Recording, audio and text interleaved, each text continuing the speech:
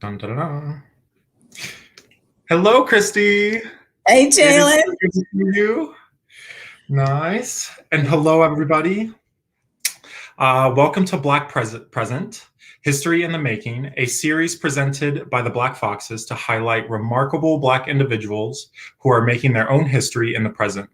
As the Black Foxes, our sole mission is to create our own narrative. So instead of talking about the past for Black History Month, we're going to express gratitude for the present. I am Jalen Bazile, and today I'm joined by the one and only Kriste Peoples. Thank you, one and only Jalen Bazile. Yes, so thrilled to be here. Yeah, absolutely. And if y'all do not know Kriste Peoples, you see her name, pronouns, and Instagram right there. Please check her out, and I'm sure you're going to learn a lot about her.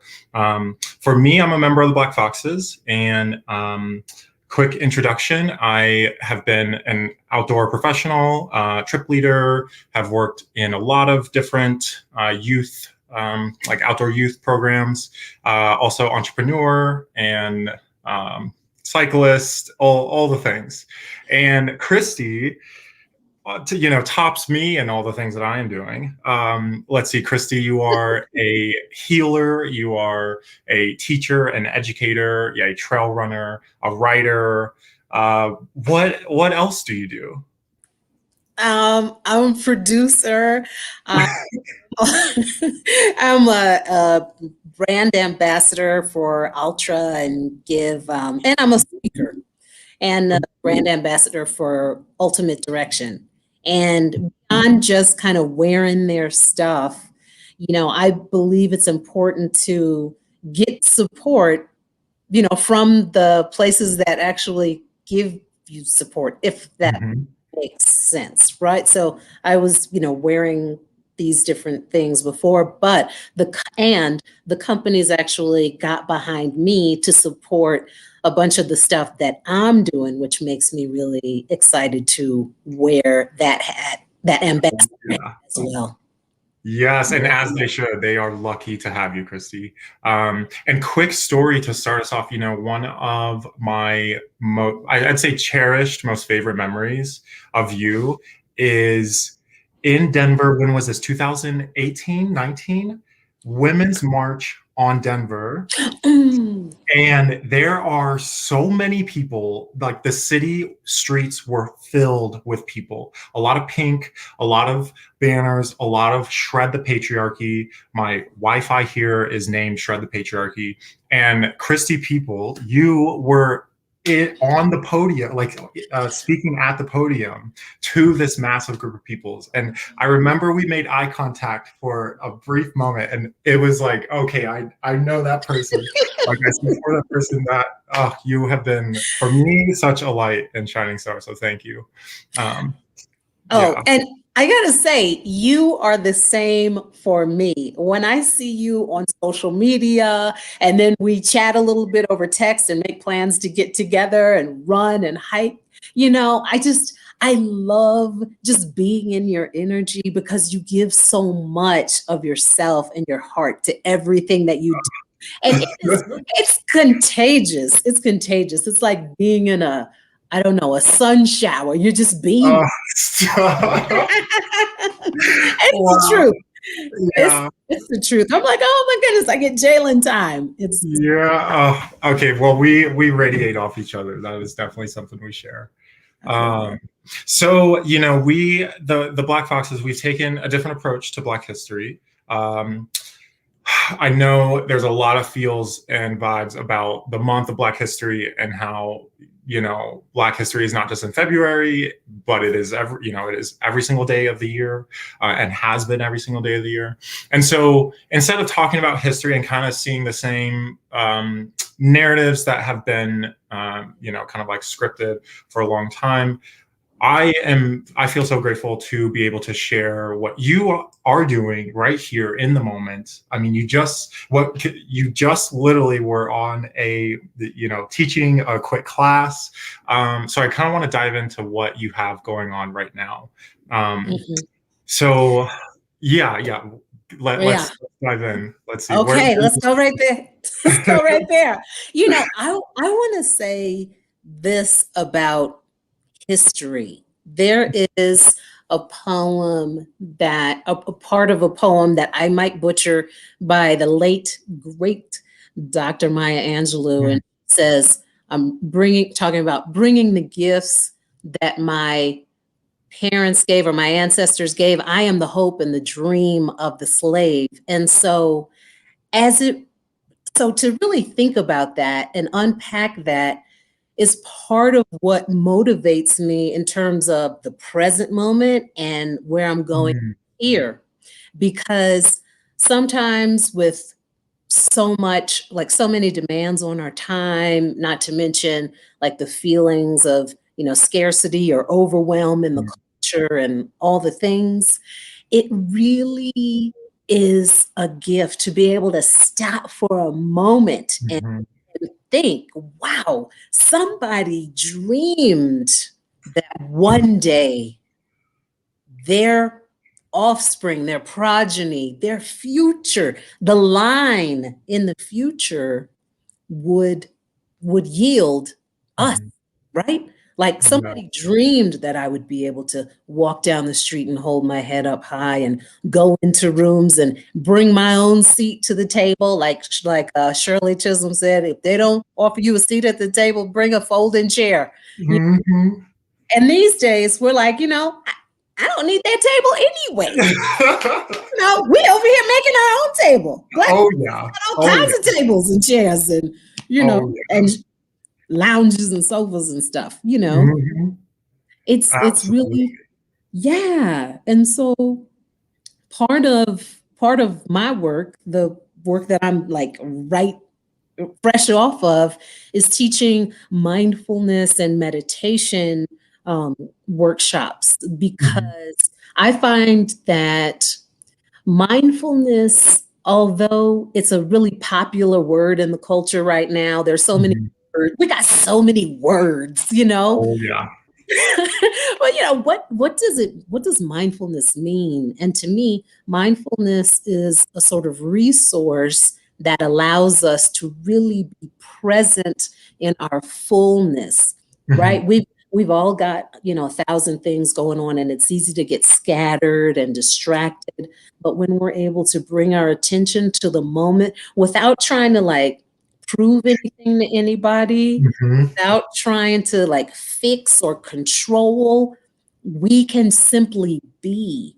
And when we are able to be anywhere, that's mhm, when we're in the present, right? In the present moment, not like, you know, fretting over the past or wringing our hands about mhm, something that might happen in the future on either side of us. When we're able to be solidly in the present, that's when we can really face our challenges and our mhm. opportunities and even our joy. We're able to really, Yes, right, sink into our absolutely. joy Yeah, in and, the, yeah. we've talked a lot about Mhm. that skill and that awareness of mindfulness. And for me, and we share this as like that is a learnable thing. It's not that you do have it or you don't. It's like it can be developed. What are some ways that you kind of tap into that mindfulness? Like how does that work for you? Yeah. Well, so I would say that the practice of mindfulness is what brings us to the essence of who we are, right? That thing Ooh, that exists below, like your name and social security, yeah. Oh, can I paycheck can I and just say address. that again? Can I say that again? The practice of mindfulness brings Yeah. us to the essence of who we are. Kriste Peoples, write that down. The practice, y'all heard that, write that down. The practice It's of a, mindfulness brings right? us to the essence of who we are. Thank you. I mean, it's a practice and it's not a perfect. Yeah. Right? Oh, I like that. Practice and not a perfect. It's one moment at a time, because we are faced with so many challenges. Just we're talking about the present and the future, Mhm. and all this stuff is kind of pressed on us by, maybe stereotype or, again, like a scarcity mindset of the culture. Like if you get ahead, then that's going to mean the other person doesn't get Right. something. So being able to really show up, knowing that you're whole in yourself is huge. Mhm. So one of the simple ways that we can do that is just pausing and focusing in on the breath, the Mhm. breathing. Like you hear this a lot in yoga, you hear it in meditations, the breath. And even for people who don't have any kind of practice like that, some people say, I just need to take a breath. I need a breather, Right. Mhm. take a That's minute. a saying for a reason. Oh, yeah. Ex- Exactly. And so what's happening there is that instead of freezing up in this fight response or this Mhm. like deer in the headlight response, that's a real response in like an old, very old part of our brain, right? Yes. And so we stop breathing, and all of our energy and resources go to those muscles that will help us run away from the situation Ah, or fight. But yeah. if we can pause and just take a few deep breaths, that Mhm. brings our thinking mind online, right? Mhm. We're not resorting to what they call the caveman brain, which is just fight or flight, because you always have to be on alert for threat, Mhm. but that's what, when we're feeling overwhelmed or we're feeling up against it, it's an old ingrained response. Mhm. This kind of practice can bring us present and allow us to like come out of the old stories, those old projections, and those old self-limiting ideas that we have kind of taken on from the culture. Or maybe, Oh, you know, mhm. you Yeah, you there's know, so I'm much not telling you anything. internal so much Huh? is internalized that I Yes. wish we can just, like, let fall. Hmm. Because you now are teaching this, I mean, since I've known you, you have been an educator in this. I have gone to you multiple times to get to kind of reclaim that breath of mine, and if anybody needs, I feel like you are the person that I go to for that.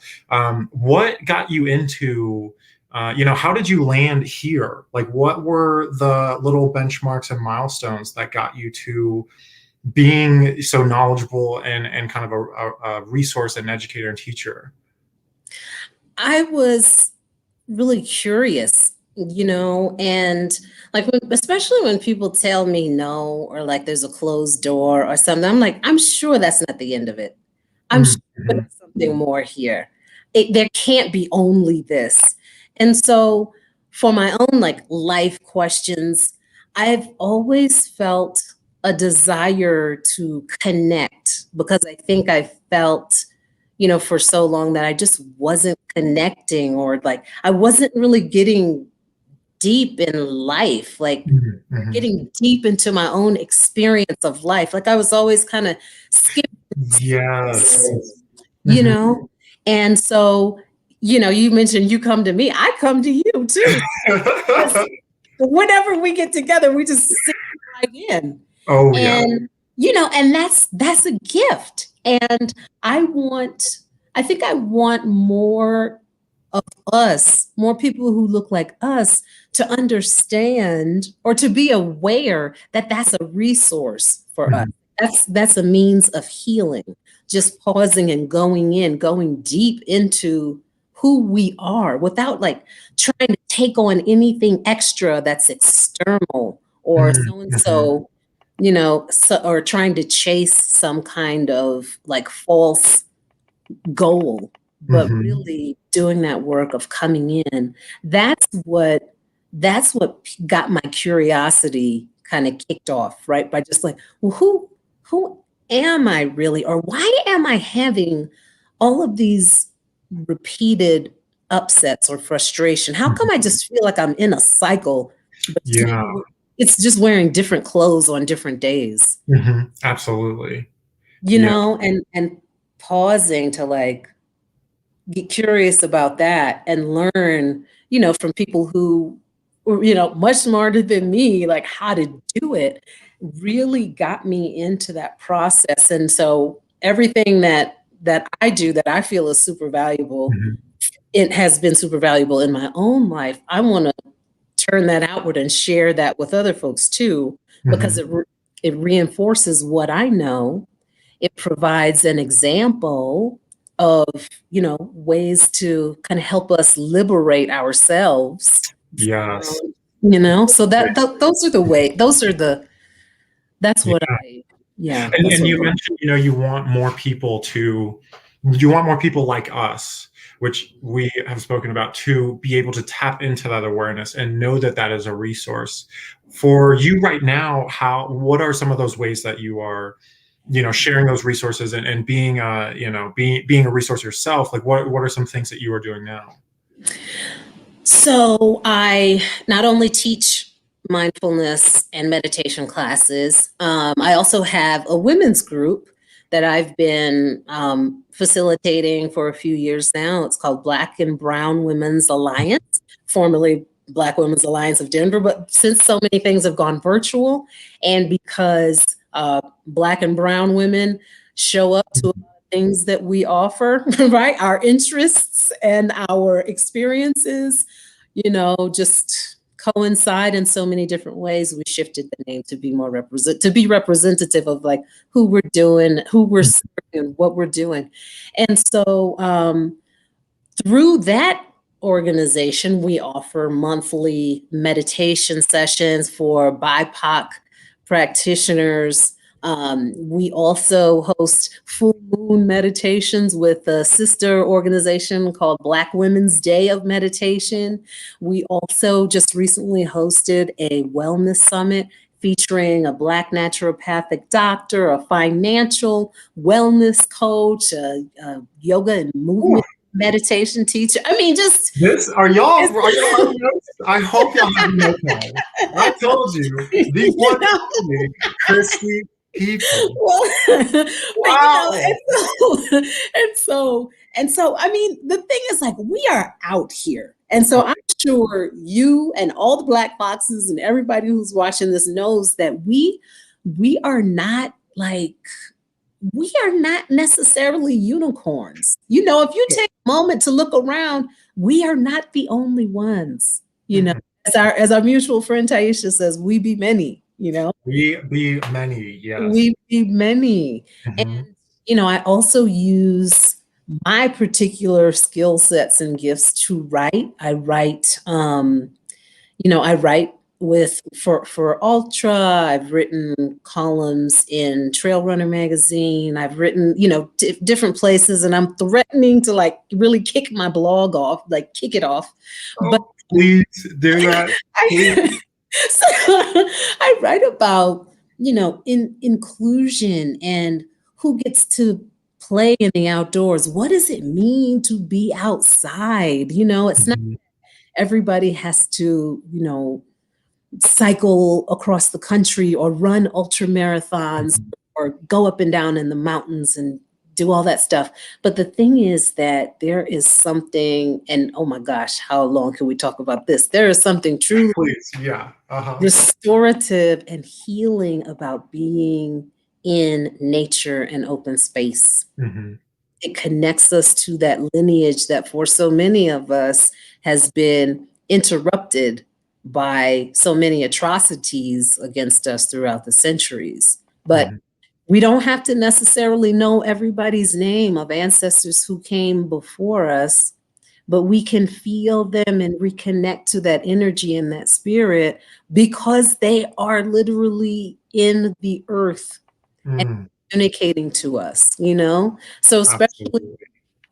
you get out of range for a little bit, you're able to drop some of that just stress and noise from Mhm. life. You really get a sense of that. And that's empowering.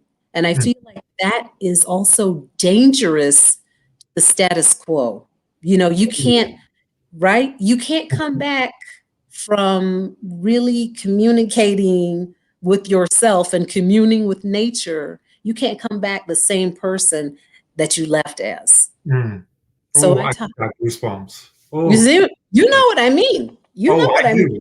And right? we and we, I think we should, I didn't even mention this in the intro, but we started as Outdoor Afro co-leaders with Rods. And We so did. that is the foundation of our relationship, is centering Black people, our community, in the outdoors, in natural spaces, and finding healing Mm-hmm. in that, and Mm-hmm. walking side by side and taking up space, Yes. and and doing it how we do it. Like, we were not Yes. great, trying to go for records out there. It was like, no, we're going to move at our pace, because Mm-hmm. this is how we move through the natural world, and Mm-hmm. we continue to do that as much as we can. Yeah, Mm-hmm. it has absolutely changed us. Yes. Absolutely. Yes. And interestingly enough, you inspired me to talk more, to speak more about these things that were so important to me, and to go and give presentations and stuff. I think you knew, I don't know if you knew that, but just seeing the ease at which you spoke with people and led some of our hikes and facilitated discussions. You just have this smooth, gentle, compassionate style about you that really sparked my desire to put Mm. that out in myself, and to share that. I think that's when I started to really learn or understand how deeply our stories matter. Mm, You yes. talked about at the top, like inserting our narratives Hmm. to the atmosphere of all Oh, yeah. conversations can't help but to shift the game, Mhm. overall. So that's, Absolutely. yeah, that's been huge for me. And you see, I am like, I'm like, my heart is so full, you saying that, because we bring that out in one another. I think we are Hmm. those kindred spirits, and like, like long old souls. And Hmm. I feel like we're able to, I'm just gonna like talk about us real quick. I feel like when we are able to have, be with people outdoors, it just feels like home. And I know there is so much healing in that space that is created between the two of us, and Hmm. particularly when we are in natural spaces. um i I don't even know how to put it into words. It's just like, for me to speak a little bit, I think home has been this very fleeting thing in my life. It hasn't ever been like, I don't have that home that I grew up in. So instead, nor kind of family home, that all kind of is wrapped up in this very fleeting concept for me. And instead, I have found that within people and within spaces. And you definitely bring that, to my life. And these ideas of like healing, I feel like I have had the most transformative moments of healing, either just before or during or right after, a time spent with you outside with a group, where we then are able to hear other people's stories.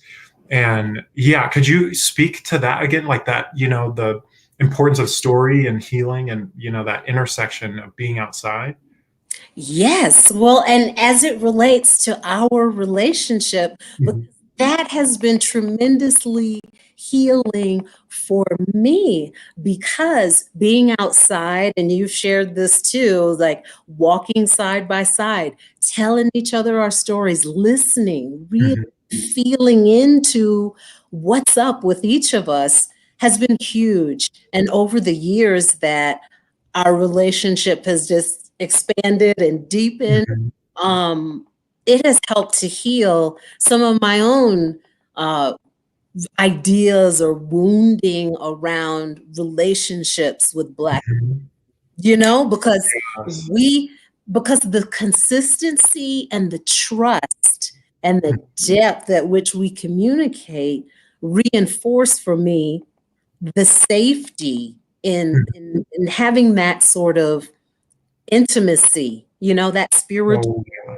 energetic kind of intimacy that allows for vulnerability, that allows for truth telling and integrity, Mhm. nothing short of that.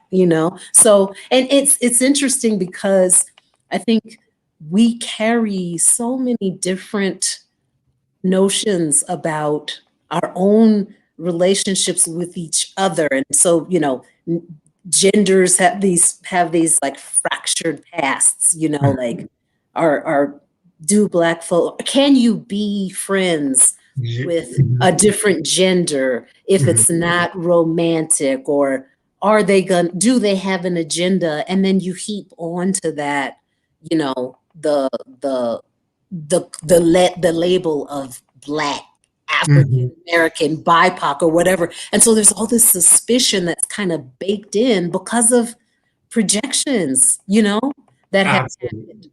Yes. So And go for yeah. it. And so that's a huge healing. Talk about history in the making. I don't personally know that many women, and I know a lot of women who have deep bonds with male friends and Yeah, confidants, right? Like what, absolutely. you know, that's Yeah. that's huge. And the way that we have been able to speak about what it means to show up as a Black man or what it means to show up as a Black woman and to speak our truths and to be validated, for me, I feel like that is something that I wish for all Black men to be able to Mhm. do, is to find a companion to just like, be honest with, be vulnerable with. And there is so much healing in a friendship like that. There is so much, Mhm. when you can step into your whole self. And that is that awareness, that is that mindfulness of, Yes. and being secure in yourself and being like, oh, I can trust this person. I can be safe. And we have, Mhm. within our communities, so much, we have made so much progress and we have so Yeah. much work to do. Right. And when we are able to go outside and kind of like get away, as you say, you get out of range, when we're able to go outside and kind of let the social constructs and the stereotypes and the projections, the armor that we carry in order to navigate the world, and are met with like, flowing water, are met with, Mhm. wind going through trees. And this has been our relationship, is meeting in Mhm. those places and being like, oh, like, let me tell you my truth, like could I Right. tell you how I feel really like grimy or like insecure or not enough, and Mhm. to be like okay and sit with that. I think Yes. that is something we have wanted and continue to want and continue to push for within our communities, because this Mhm. mindfulness, as these buzzwords, they Right. I feel like it's like going in one ear out the other sometimes. But it's like, Mhm. no, no, no, like let me show you. And I feel like you and I, we are both great communicators, can speak, and that is a gift. But we could also hold space for people and show them and like almost say more with less. And Yeah. for our communities, that, I mean, we have seen it within our own, people that we have been able to take out. Um, Mhm. Mhm. And it's complicated, right? Because for as much pride and reverence as we have for the great many gains that we have made in so many areas mhm. in recent years, not even the the deep past, but just like, Yeah. we are constantly doing and achieving and all that, collectively. Mhm. And at the same time, we also have a lot of healing to do in the area of our relationships with Mhm. each other and our willingness to really be laid bare in our integrity and truth. Mhm. And that's a process. And we have to be willing, Mhm. to come forward without an agenda, but Mhm.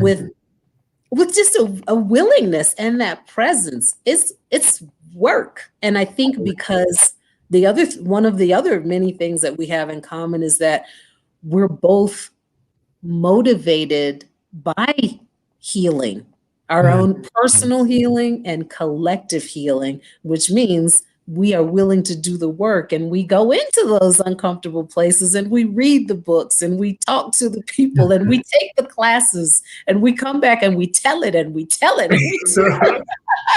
Right? Yes. I mean, that's part We of hold it. each other accountable. Yes. And we, you Yes. know, and like I apologize when it's like, hey, I know I've been off the grid, and and I think that is for me, why you are such a role model for me, because I know that you see me and are not, you're not passing judgment, but instead you are, I've put it this, I've heard it this way: some of the best relationships are the ones that don't have any expectations, when you can just show up as is and not be pigeonholed into one dimension. And that I feel with you very much. And I feel like we also extend that kind of, openness and hold space for other people in our lives to meet us there. Absolutely. And I've seen that in you. And, in this is what it is to embody the thing that you want to see in the world, right? That whole Gandhi business of being the change that you want to see in the world. Even while that change is a process, being able to witness you offering that to people gives me and other people permission to do the same, because it's a quality that draws people toward you, a quality that makes people feel safe and recognized. And so being able to offer that myself just feels like a gift that keeps on giving, especially when it's in natural spaces, because on top of all that personal growth, you also have the physical, the physical element of, you're moving your body, you're discovering new things about building your endurance and seeing what you can do and feeling yourself really connected. And, there are these moments of not to sound too whatever, but there are these moments of really feeling oneness with the elements. No, it's not too far-fetched, because actually we are made up of the elements. We are made up Yes, of absolutely. earth, air. Yeah, all of that. Absolutely. Yeah. Oh my gosh, Kriste, I hope people are taking notes. And I want to go back to that quote that you, or the poem, the part of the poem that you wrote, said, from Dr. Maya Angelou, because how in that poem there's this message of, we are the vision, the visions of our ancestors.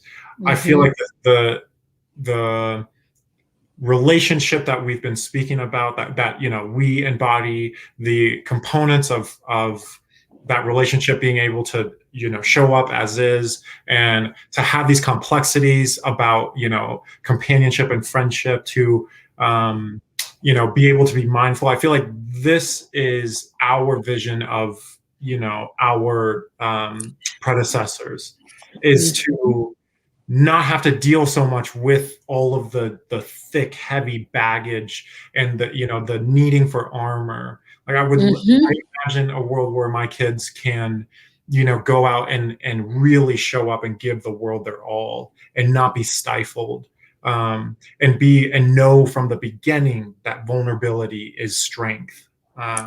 Yes. That is, I feel like a vision that gets me out of bed every day. And I share that. Well, and being able to just, you mentioned wanting it for those generations down the road, like our dream for them. And it's also my dream, and I think I can include you here. It's like our dream for ourselves tomorrow morning when we get up, to be able to show up with a little bit more vulnerability and courage and truth, and that's also part of the history in the making, more joy, being able to embody that. And I am thinking of a conversation that we have had a number of times about the different kinds of activism Mm-hmm. and showing up and, being with the causes and all that. And I just want to underscore that the cause of joy is not to be overlooked. The, Mm-hmm. the cause of giving ourselves permission to be happy, to be whole, to be at ease, to be healed, that's deep work. And that is the biggest kind, the most fundamental aspect of any kind of activism. It's activism in and of itself, because when we can show up whole and healed to any cause, Right. that's when we're more effective, not when we're burning Absolutely. ourselves down through stress and overwhelm and fighting in ways that are detrimental to us. Mm-hmm. you know yeah, the healing and the joy is not to be overlooked or undervalued. Yeah. Oh, and I just had a response that you and I totally share, and I've lost it now. It's Um, coming back. It'll come back. joy. We've spoken in depth about joy, and yeah, it is. I think in a lot of ways, because okay, so the work that I do with emotional intelligence, I have learned that joy can be one of the most terrifying and vulnerable emotions that we can Mhm, express. And mhm, to express joy means to be vulnerable. It means to kind of feel a little naked and to put yourself out there and say, no, I am happy, mhm. and not be looking over your shoulder potentially for somebody to come in and stifle that joy. Yep. And so yes, that work of creating that space and holding that space for people. Oh, Yes. because this was it. When we do that, we allow other people and give other people permission to do that for themselves. And that is not always easy, much easier said than done. Right. And I feel like yeah, absolutely need that right now. Mm-hmm. Yeah. And I don't, I mean, I know we have limited time, but I just want to let Yeah, out. yeah, let's say it. But the thing about holding space, it just really occurred to me that it's not it's an ongoing thing. Mhm. You said holding, like in the present moment. It's a Mhm. continuing thing, Yes. because it does take a lot of coming back and back and back to it. That is the practice. And what you mentioned about feeling overwhelmed by joy because you're waiting for somebody to come take it. Collectively speaking, Black folks have been robbed big time. And Mhm.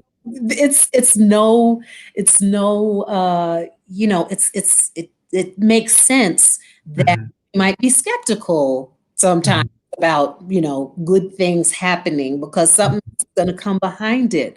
And so Mhm. here again, the practice of building our capacity to have joy, to feel joy, Mhm. allows us to expect more of it and to embrace more of it and to hold it as a norm, as Mhm. a way of being joyful, joy filled, and Mhm. it goes for the stability of relationship, continuing to show up and support each other and be transparent. That expands our capacity to have that and to Mhm. hold that. And to also cultivate the expectation of more healthy relationships and of more healing, because Mhm. we're doing it little by little all the time, Oh, yeah. you Mhm. know. Is that incremental? Yeah, and I Yes. feel like that is the way of the mindfulness, the practice of mindfulness. Yes, absolutely. Yeah, and it's, Mhm. it's not a destination, it's a practice. As you said earlier, Yes. not perfection, it's practice. Mhm, mhm. Oh man, Christy, I can't. I feel so full every time I speak with you. Likewise, I'm telling you, I'm like, okay, we're gonna have to talk about this and this and this and Yeah, the right. next time we hike. Yes, absolutely. Okay, well, I let's see if we can leave folks, folks with kind of if you'd like to leave folks with a message for the rest of, say, Black History Month, because we are always creating history. You know, we very much are a part of being mindful and living in this moment is, you know, being present. And so, you know, every single person out there is a part of history. Without one of us, it would be different. Like, you are wanted, you are needed, you are loved, you are deserving. What is a message that you'd like to leave folks with? Your story matters. Your individual story matters. Who you are, where you came from, how you do what you do. Nobody else can do that. You, me, none of us will come this way again in this form as we know it.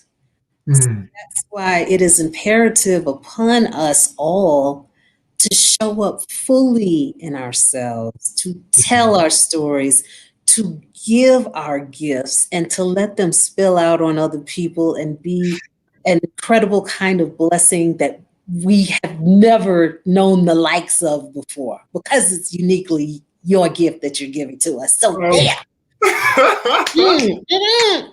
What? That was wow. All right. Thank you, Kriste Peoples. Thank you, and thank you a million times over. I cannot wait to see you again. Jalen Bazile. Every time. You. On behalf of the Black Foxes, I would like to thank you for your time and energy for this discussion today, and we look forward to watching you make history. Would you mind telling our viewers where they can find you and how they can support your work? You can find me on the trails. You can find me at KristePeoples.com. I'm Kriste Peoples at Instagram. You can find me and Black and Brown Women's Alliance at Instagram, BlackWomen'sAlliance.com. And the way that you can support my work is by taking just a nugget of what Jalen and I have been sharing and use it in your own life in service to your highest good and your healing, because it counts. Thank you so much. Oh, thank you. Enjoy y'all's day. I'll talk to you soon.